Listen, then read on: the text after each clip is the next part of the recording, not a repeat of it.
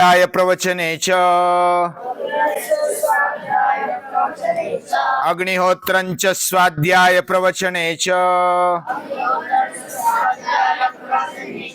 अतिथयश्च स्वाध्याय प्रवचने च मानुषञ्च स्वाध्याय प्रवचने च मानुषञ्च स्वाध्याय प्रवचने च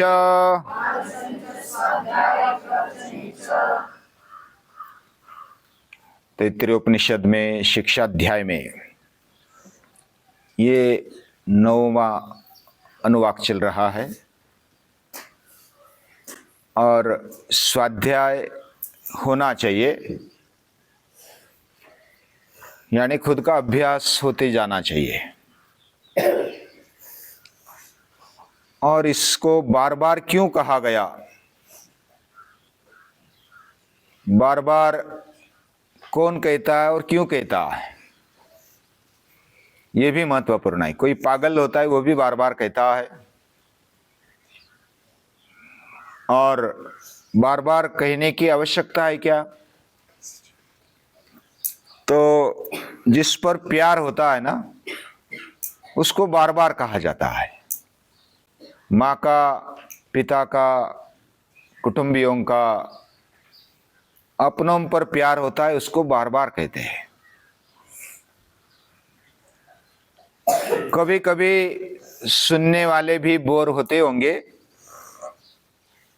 लेकिन फिर भी वो बार बार कहते हैं। अभी नहीं समझेगा, बाद में समझेगा, नहीं बाद में, कल समझेगा, परसों समझेगा, आगे आने वाले दिनों में समझेगा, मरते दम तक कभी ना कभी तो समझ लेगा। यह आशा रखते हुए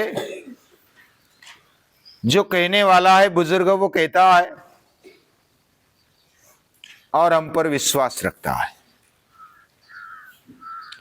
हम कितना उसका सीरियस लेते हैं, गंभीरता से लेते हैं, या तो सचमुच जिसको प्यार है,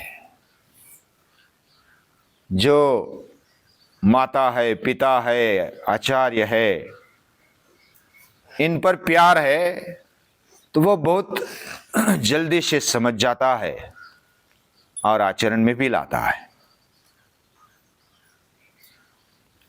हमारा जीवन अग्नि जैसा होना चाहिए। अग्नि में प्रखरता है, तेजस्विता है, आकर्षकता है, अग्नि में दिव्यता है। ये से अलग अलग गुण हमारे में होने चाहिए। और जो गुणों का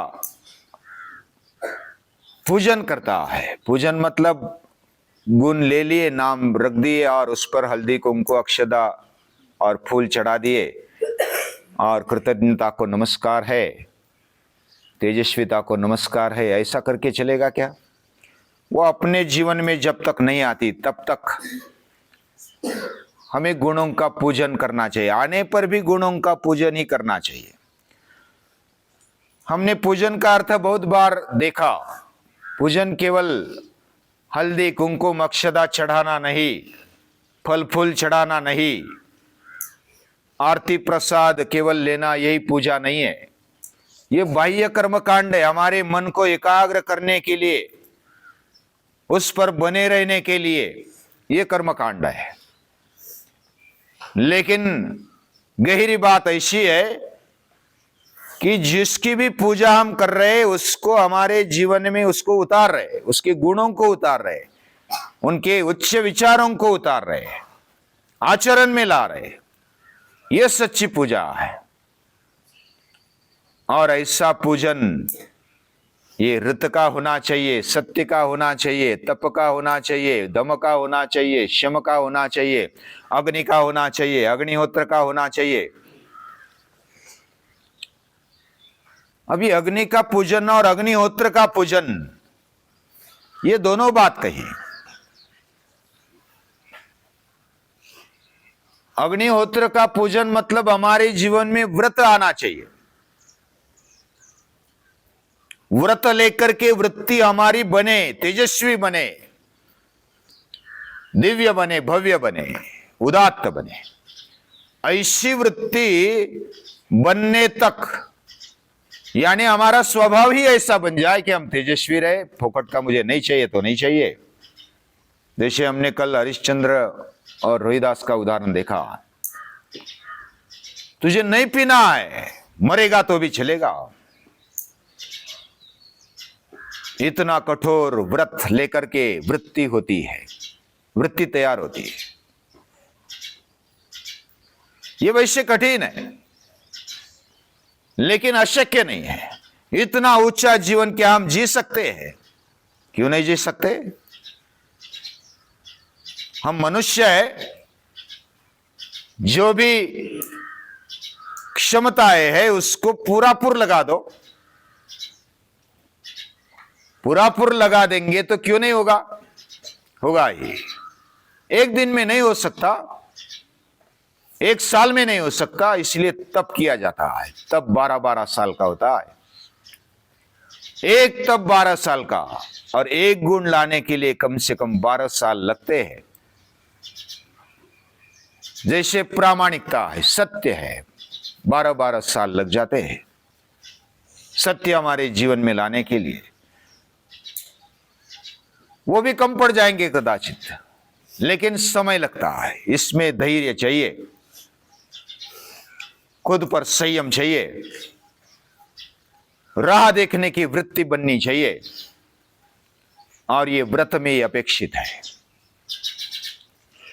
व्रत संकट आने पर भी, समय विपरीत होने पर भी नहीं छोड़ा जाता, बीमार होने पर भी नहीं छोड़ा जाता, उसको व्रत बोलते हैं। हम भी विद्याव्रती है,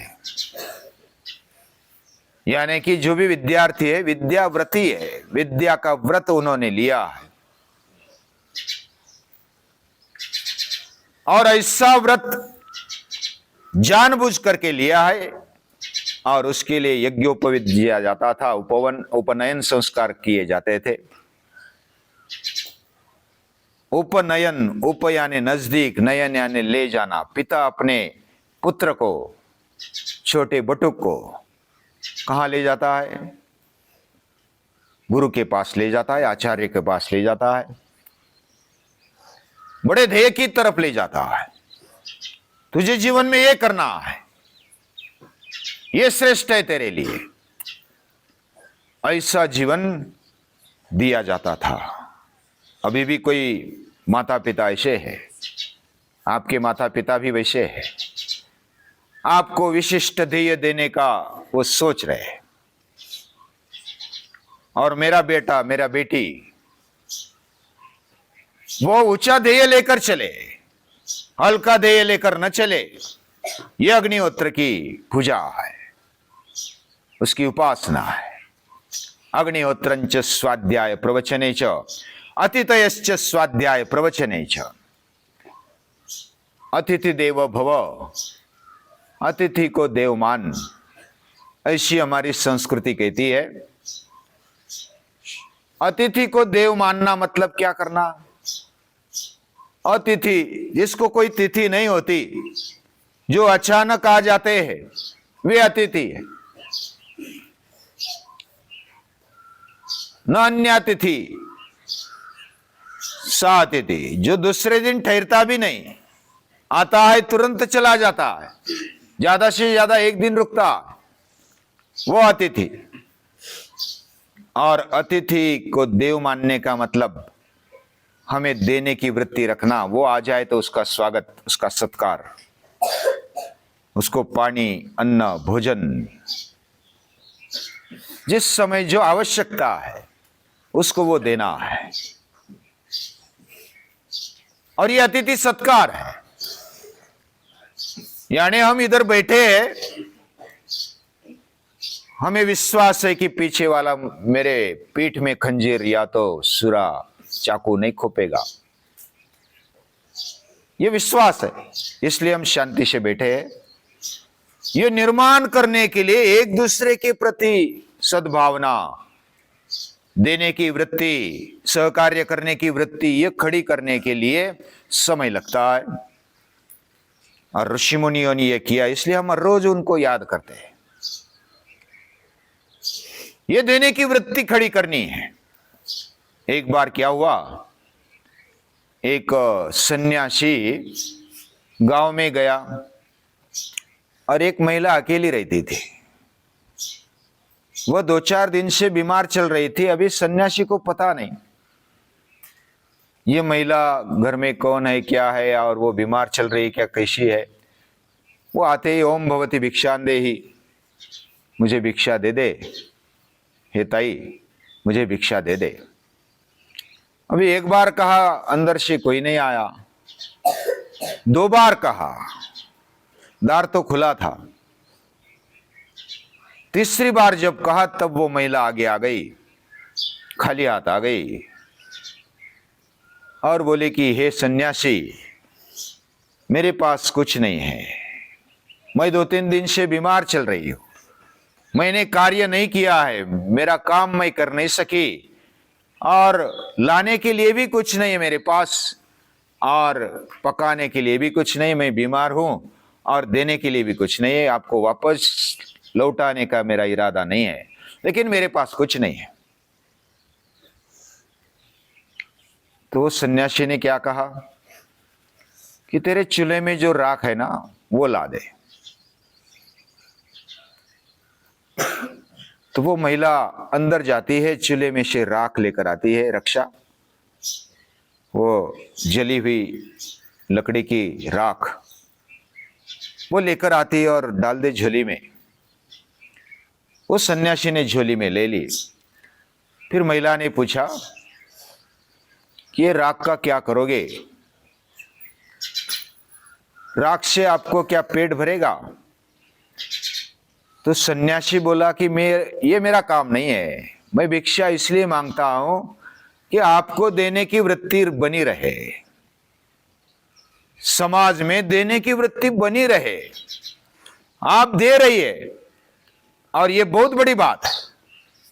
कुछ ना होने पर भी देने की वृत्ति होना, यह अतिथि देवो भव। अतिथि हमें सिखाता है, हमें देना चाहिए, देने की वृत्ति हमारी बननी चाहिए। और अतिथि कौन सा है, और एक व्याख्या की है। कौन सी व्याख्या है? यो वै भवति श्रेष्ठताम अश्नुते सह अतिथि।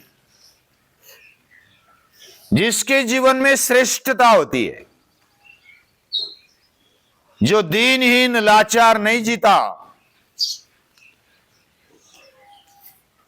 और जो कभी मांगता नहीं। भिक्षा मांगना एक अलग बात है और भीख मांगना एक अलग बात है। भिक्षा का अर्थ जब कभी विषय निकलेगा तब ले लेंगे ज्यादा, लेकिन भिक्षा मांगना, ये भीख मांगना नहीं है, लाचार या तो दीनहीन होना नहीं है।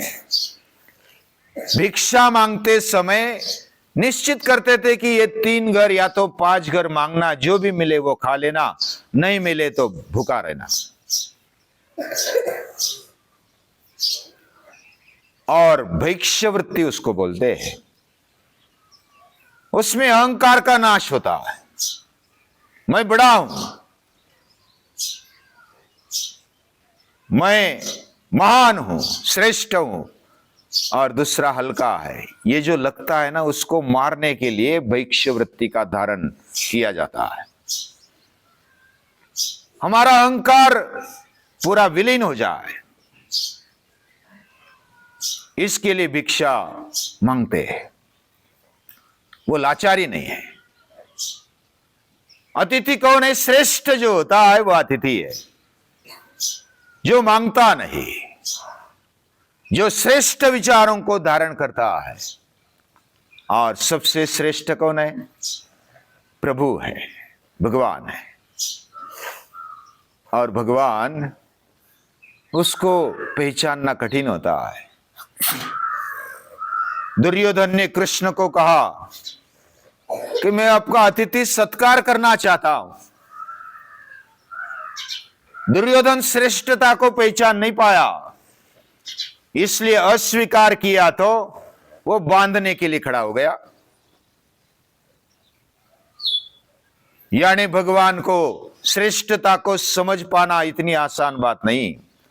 दुर्योधन होशियार था, वो श्रेष्ठता को समझ नहीं पाया।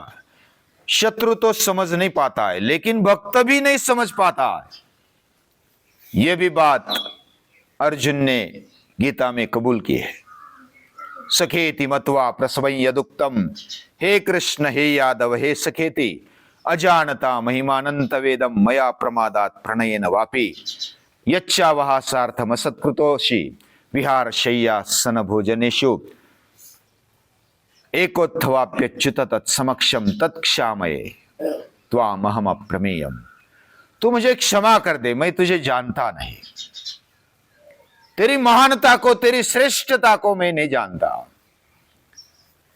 यह अर्जुन ने प्रामाणिकता से कबूल किया। अर्जुन कृष्ण के भक्त है, फिर भी वो जानते नहीं कृष्ण कौन है। यह श्रेष्ठता को जानना कठिन है, और जो श्रेष्ठता को जानता है वह उसके जीवन में भक्ति आ जाती है। प्रभु के प्रति प्यार होना, भक्ति होना, यह मनुष्यत्व का लक्षण है।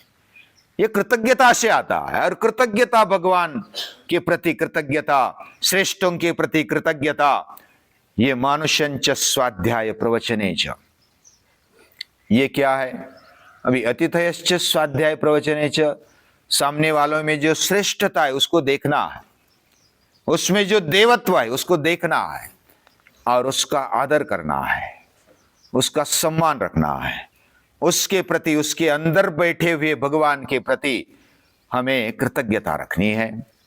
मानुषंच क्या है आगे देखेंगे। आज के लिए इतना ही। सभी ऋषियों को, मुनियों को हम रोज याद करते हैं, वेदों को, उपनिषदों को याद करते हैं, गीता माता को याद करते हैं, और उनको कृतज्ञता से नमन करते हैं।